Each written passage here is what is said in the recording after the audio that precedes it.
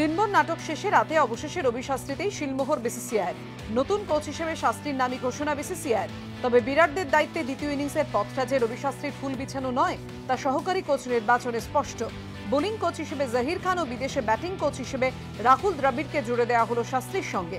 কিন্তু দিনভর যা নাটক চলল তা অনেকটা এরকম। মঙ্গলবার দিনকে 4 ভাগে ভাগ করলে কোচ নিয়ে একেবারে 4 দফা নাটক। সকালে বোর্ডের প্রশাসক কমিটির বোর্ডের মাধ্যমে সৌরভদের অ্যাডভাইজারি কমিটিকে নির্দেশ দেয় মঙ্গলবার কোচের নাম ঘোষণার। দুপুরে হঠাৎই গুঞ্জন ভারতীয় দলের কোচ হচ্ছেন রবি শাস্ত্রী। পরিস্থিতি এমন জায়গায় পৌঁছয় যে শেষ পর্যন্ত সাংবাদিক বৈঠক করে এটিকে ভুল খবর বলে জানাতে বাধ্য হন বোর্ডের ভারপ্রাপ্ত সচিব অমিতাভ চৌধুরী।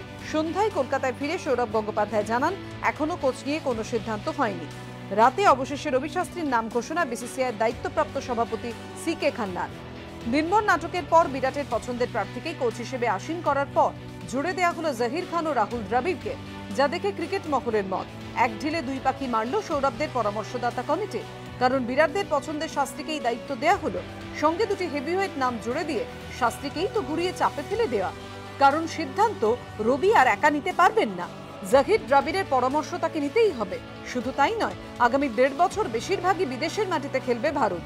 ফলে রাহুলের পরামর্শকে গুরুত্ব দিতেই হবে রবি শাস্ত্রীকে। অর্থাৎ কাঁটা বিছানো পথেই যে বিরাটদের সংসারে কামব্যাক হলো রবি শাস্ত্রীর। এবিপি আনন্দ।